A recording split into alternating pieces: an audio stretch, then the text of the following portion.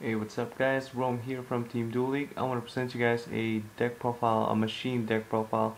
I've been trying to make this work in every format that came out. This is going to be the March 2012 format. I'm going to show you guys the whole deck. I went first place on a 5-round tournament. I went against Wind Up, Inzektors, Chaos Dragon, um, 6am, couple of 6am, darkworld. Actually, darkworld is still around on our locals, and a couple more creative decks like Ninja Mist Valley. I played evosaurs as well. Those kind of stuff. I played some of them on the side, not really on the tournament, but yeah, basically the same. I haven't lost yet on with this deck.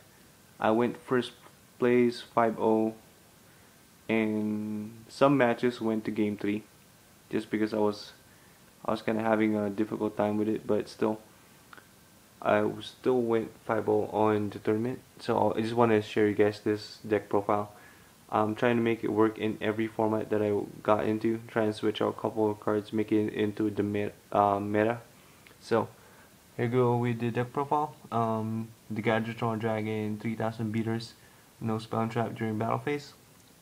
Fortress, you have 2500 beater, destroy a card if it gets destroyed by battle. Targeted by monster effect, you get to look at their hand cards and discard one.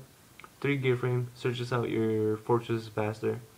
Unknown Synchron, just because it's a tuner cyber dragon, you can special summon it when they have a monster and you don't. And it's a pretty good tuner for mixing up with fortress. 3 Birdman, it's just so good, level 3, and gear frame is the best bounce fodder for Birdman because you can reuse its effect. And then sync for 7. I run 1 Cyber Dragon now. The deck is actually 41 as of right now. It can actually use that. I run 1 Cyber Dragon because you can special summon it, normal summon a gear frame, and use its effect, get your plus, and bounce it with Birdman. And sync for 8. You have a couple options with that. I played 2 Thunder King. It doesn't actually contradict the deck. It actually does work pretty good. You just keep minusing with your opponent, and then after that just keep going with your play. So Thunder King is kind of like your first wall, and once they deal with after Thunder King, and then you go on with your play. So spells, we got the 3 Gear Jump. Special summon is the 3000 beat set right there. So it's a pretty good card. Terraforming, just speed up your Gear Jump turbo. Double Cyclone, that's gonna be your third MST. I actually do play 2 MST, and the third one would be the Double Cyclone because you actually do get a plus off of it, which is after Gear Town. This is gonna be my staple for the machines, which is limited removal. Just a game ending. Just attack, damage, step, chain removal, game. Heavy Storm staple, Monsterborn staple, Mind Control staple. I don't know if some people actually do use this as staple, but I do, just because you can actually, with Mind Control, you don't have to 3-bit the monster or use it for attack. You can overlay with level 4 synchro, or overlay with 3 synchro, rank 3, or synchro for any level, depends on what monster they have. So Mind Control for me is a staple. Dark Hole staple. Book of Moon is a staple. I played the Set of Duality just because if it's a hand correction, you just gotta play it. The Solemn Troop, Solemn Judgment, and 2 Solemn Warning.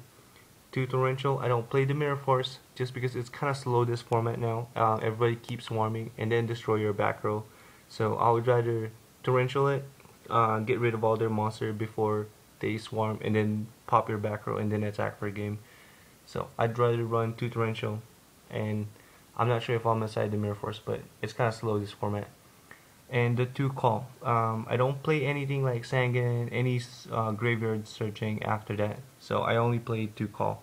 It's just good to get all your other monsters chain with Thunder King, so they don't have searches, or get your beaters and then attack for a game. For siding, which actually does help a lot, you have to learn how to side. it gives you most of the game as well. I side in the second Cyber Dragon just for Zen mains or wind up matches. Reaper, the side deck is actually 14, so I'm thinking about siding in a second Reaper just for Dino Rabbit, evosaurs, and just having a deck that has a lot of beats deck. So Reaper is you're actually out on those. Grand Mole is just a great card. It just make them waste their warning, make them waste a lot of stuff, and if they don't have those, they're forced to bounce their they're gonna have to bounce their monster. Maxis just give you good pluses, just lets you draw while they're special summoning, or you can just stop them from special summoning and then next to them you get game. Veiler just negate their monster effects, just to keep them stop them from their play. Crow, it's a great card against inzektors and windups. You just get pretty much got the game after you crow them, because they're gonna have a hard time with that. Double Cyclone would be acting up if they play Starlight Road. I switch out my heavy to a second Double Cyclone, so I will be playing 2 MST and 2 Double Cyclone, because you just want to get 1 for 1. You don't want to heavy them and then get a plus off of Starlight Road. I play Bottomlesses for big monsters that you want to get rid of in the graveyard, like Red Eyes, Darkest Metal Dragon, Grapha, Fall Troll, those kind of monsters that keeps coming back from the graveyard and then they keep reusing it. So you'd rather run Bottomless than Warning against those. To compose, same principle as Mirror Force. I don't like to wait, so I used to run Double D Prison. I switch them out for the compose because it's a lot chainable, and it gives you more options with compose. Alright, so that's the deck and the side. That's the main board and the sideboard. Off to the extra deck, we have the Utopia Ray, just because I played the Mind Control, and if you have a dead Utopia, you don't want to replay the battle, so just overlap the Utopia, and then you have a 25 beats deck that doesn't die when it gets attacked, even by a small monster. Roach, just for anti-meta plays. Zen mains, just to protect yourself, and then pop a card. You can actually, if your opponent doesn't have a card, you can pop your own Gear Town and get a plus off of it.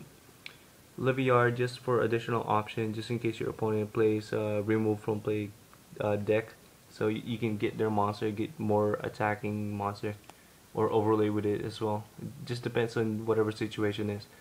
Giga Brilliant is a great card. It's an 1800 attack. If you detach 1, you just gain 300 on him, which makes him 21, and the rest of your monster. So it gives you a lot more OTK or FTK option. Fortress Dragon, just because I run the 1 Cyber Dragon, and I sideboard 1 Cyber Dragon just for wind up matches or gadgets. Random token over there for Team Dueling.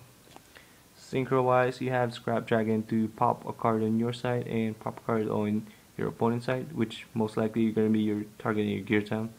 Stardust, just for protection. Colossal Fighter, which is Iron Man right here. It's a great synchro against ninjas and 6M, so he just gains so much.